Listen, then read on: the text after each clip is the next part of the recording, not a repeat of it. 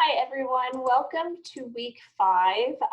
This week we're going to look at aggregate demand and aggregate supply. This is an example of what one of those graphs might look like. We're going to basically be seeing a normal supply and demand curve, but aggregate is just a fancy word.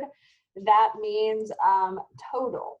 So instead of looking at one car company's demand and supply, we are going to look at a whole industry, like maybe every car manufacturer in the US or something like that. So that's sort of the vision of this.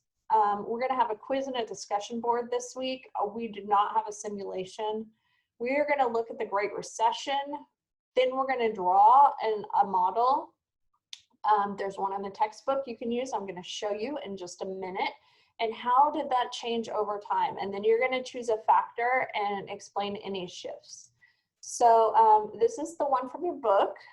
You can use either of these to talk about what happens in the money supply that shifted the money supply out during the Great Recession, and that helped to stimulate aggregate demand in the long run. Technological change in the long run can shift our supply. I'm not sure how much of that happened during that time. You can look and see, if there was some of that happened. So that gives you some ideas of graphs you could input. You can also draw your own. Here's some other examples that students have done. This is a draw your own. These just different shifts of a total demand. See the demand and there's the supply. They have short run or long run. Here's a long run, here's a short run. That's what that LRAS, it sounds like a tricky acronym, but it just means long run aggregate demand and short run aggregate supply. Aggregate supply and short run aggregate supply. Here are some examples of people's written posts. They talk about the Great Recession, the house prices going up, and then the fall in aggregate demand and the bank fund shortage. So these are great. We saw, decrease in aggregate demand because we were not borrowing to buy houses. That was this student's example. That is a perfect example. They also have a graph that they talk about. I did not post that here. Here is another example. They talk about different potentials that could have happened during that time period. They're talking about, unemployment, and yes, we did have a rise in unemployment. That would be somewhat of a concern, and we would see that decline in GDP. I like that. I think that's why I put that in there. I'm somewhat confused by this graph. And so that is perfectly normal to still be confused by this graph. So I wanted to let you know that that's perfectly normal as well. Send me any questions you have about the graphs as you get started. Here's an example of a reply where they're talking about someone else's post, how there were issues with GDP and how we were not buying as much. And when we don't buy as much, we don't need to produce as much.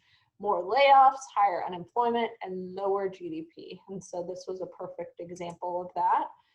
Here's another one also talking about, that higher unemployment, just different issues with economic growth globally that were a concern. We had lower economic growth than we have seen in a very long time. And that's why it was such a big event, not that it was, not a normal recession. One thing that I don't want to see is you putting GDP as it's changed over time. While that's helpful, that's not what we're looking for here. We're looking for this, which is a change in the supply and demand curves. So that's the only don't I can think of for this. Be sure to look at the discussion board rubric. That's how I grade. I will write a comment probably on almost every one of these aspects for you. Especially if you've missed something, I will tell you specifically what you missed. So if you missed something, go in here and look at that rubric to see, oh, that's what I did wrong. I posted later. That's what I did wrong. My posts, weren't expansive enough. So your key takeaways, these are things to maybe think about when you're writing your post this week. The aggregate demand curve is going to shift inward when we have a higher unemployment and outward with lower unemployment.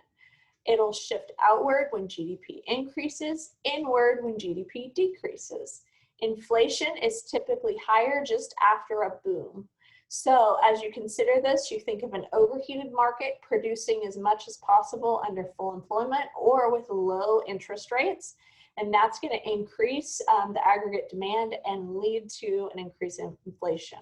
It's decreasing typically as aggregate demand decreases, so it's going to flow along with that. Rates of inflation typically decline during a contraction, during a recession. That's just what typically happens. So if you don't know what to put on this post, this is good. Or you could come in and put stuff here. This is the other. Here, please put this on the post. The aggregate supply curve is essentially showing the GDP that firms sell and produce. If the price goes down, you remember that supply will be reduced as suppliers want to supply more when the price is more, making more money. If supply shifts inward, we see an increase in unemployment and inflation. If the supply curve shifts outward, we see a decrease in unemployment and inflation. Other things that can shift this curve outward include a decrease in the price of resources, making it cheaper to produce. This is not something that's easy to do.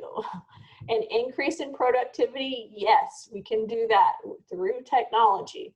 Lower taxes or government restrictions, yes, something we can do. This is something we see. They make lots of economic policy during a recession based on the fact that we can lower these taxes and make changes to how much we produce and how much we consume. I hope you found especially this slide to be helpful as you're preparing your post for the week. I hope you have a great week.